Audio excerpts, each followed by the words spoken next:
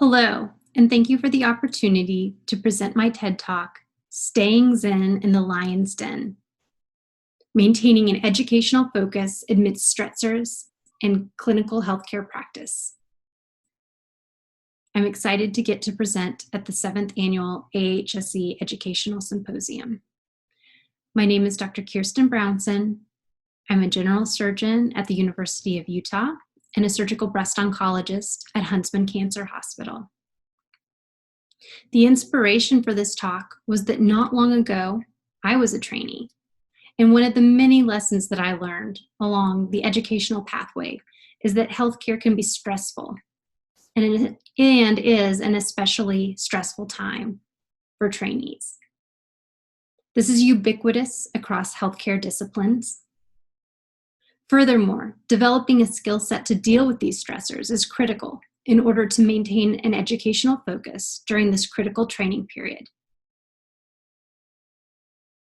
Last but not least, I feel that the importance of this skill set, the acknowledgement of the need for an approach to these stressors, is rarely talked about, let alone taught in healthcare.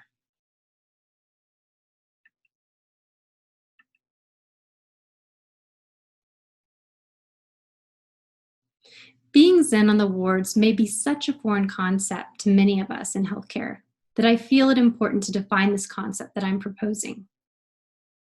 Zen is a Buddhist school of thought that asserts that enlightenment comes from increased awareness, which is achieved through meditation, self-contemplation, and intuition.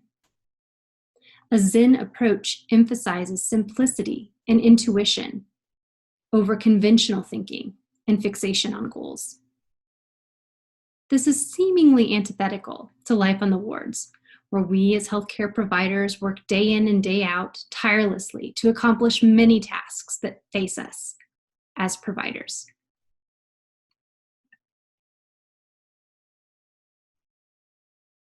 So as I alluded to in the last slide, the clinical environment of the healthcare wards is not very Zen.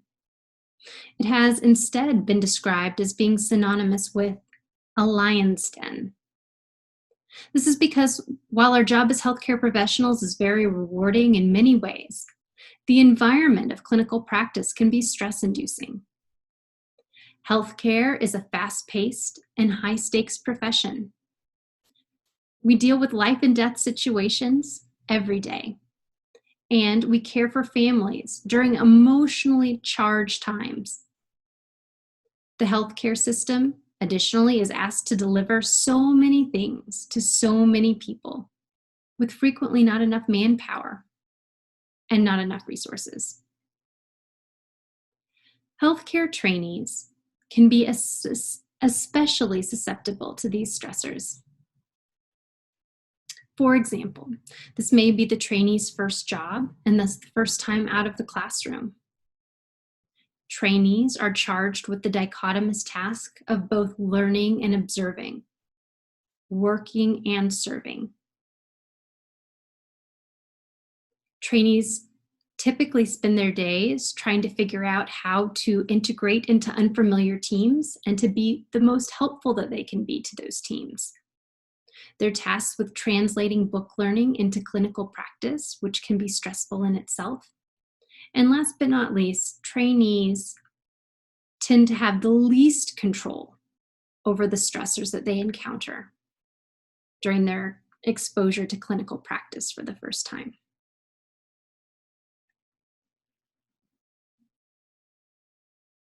For these reasons, as well as for many others, I feel it's very critical for us as healthcare professionals and as educators to help our trainees develop a Zen mindset on the wards. We want to help our students be more balanced, more present, more calm, and more aware in the lion's den so that their learning is not derailed, so that they can flourish rather than become stunted and plagued with burnout. My hope is that through this 15-minute TED Talk, that I can make a compelling argument and inspire others in the healthcare field to buy into the importance of assisting trainees in developing a Zen mindset, as well as I hope to impart some ideas as to how we can go about doing this. For this talk, I've broken down the lofty goal of imparting how to develop a Zen mindset into 3 main steps that I've outlined here. Number 1, we need to be able to identify emotional dysregulation and distress in ourselves. Number 2, we need to be able to identify emotional dysregulation and distress in others. And number 3, it's really important to gain exposure to and to practice techniques and skills for combating emotional dysregulation and distress. While there are perhaps many, many different skills that could be employed in order to create a more Zen mindset for trainees, the 3 that I have chosen to highlight in this talk and to briefly scratch the surface of today are emotional intelligence, outward thinking, and mindfulness. These steps that I have outlined feed into the skills, and these skills, emotional intelligence, outward thinking, and mindfulness, feed back into the steps.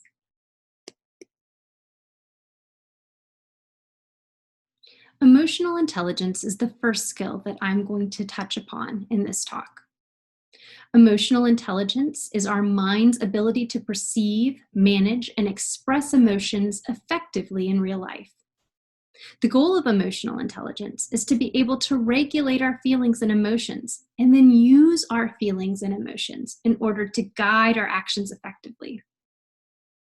Emotional intelligence can be broken down into 5 main components, which I've depicted on this diagram: self-regulation, self-awareness, motivation, empathy, and social skills.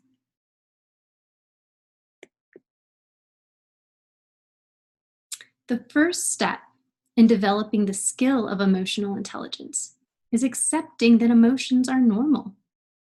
We all experience emotions, and this is not a bad thing, nor should it be unexpected. Certainly, as healthcare professionals, we are going to encounter emotions on the wards. As healthcare professionals, we're exposed to life and death, social injustice, and medical miracles. Of course, we would experience emotions. And it's important to impart to our trainees that they too will experience emotions. A critical part for developing the skill of emotional intelligence is learning to recognize emotions in oneself and emotions in others. In fact, these are the first 2 steps that I listed that are critical in order to develop a Zen mindset.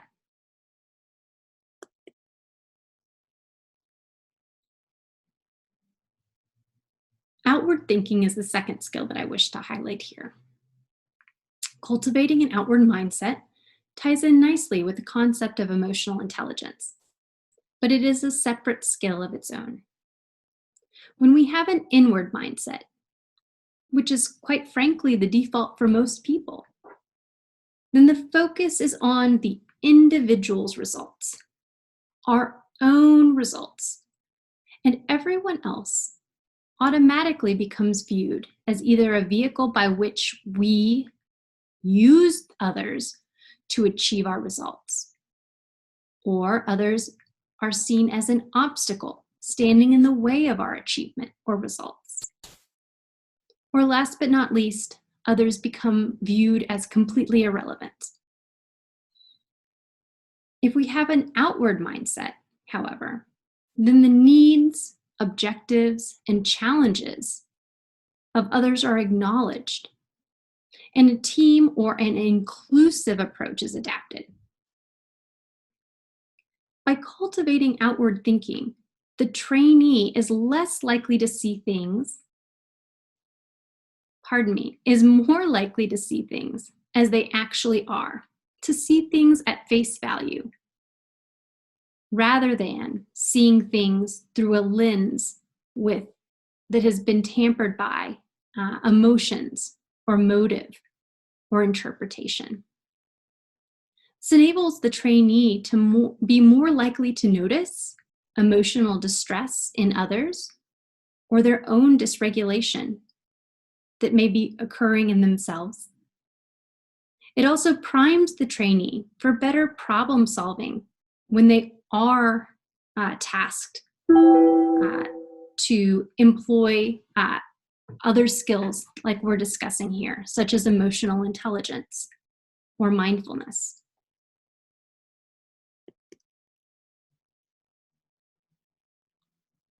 Last but not least, mindfulness is the final skill that I'm going to introduce in this talk. Mindfulness is the act of noticing things and not holding on to these thoughts, but instead letting them pass. Not only is mindfulness great for learning, as it's been shown to result in improved memory, improved self-awareness. Mindfulness in studies has been shown to increase memory recall and improve visual spatial processing. It's also been noted in many studies to increase attention in trainees or students and to improve the focus of learners.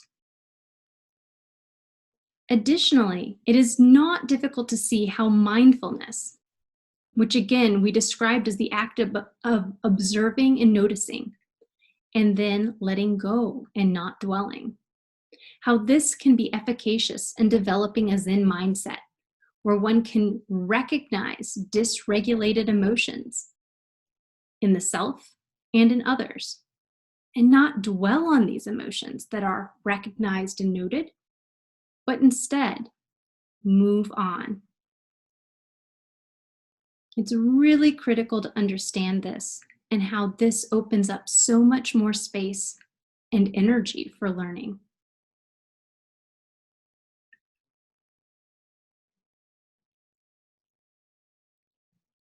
In summary, as we try to stay Zen in the lion's den or teach our trainees how to develop a Zen mindset, it's important to recognize that stress is ubiquitous in healthcare and it will be encountered.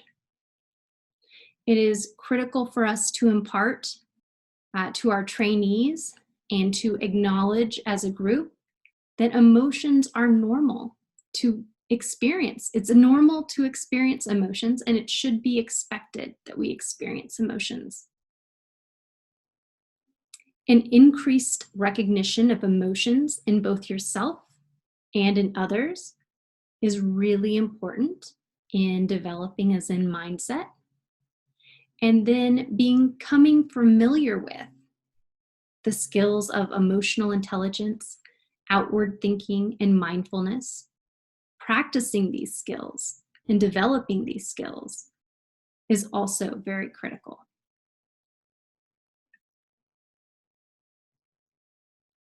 I have on this slide a list of 14 free resources that I've compiled that encompass both mindfulness exercises, emotional intelligence resources, and some primers on outward thinking and the cultivation of outward thinking.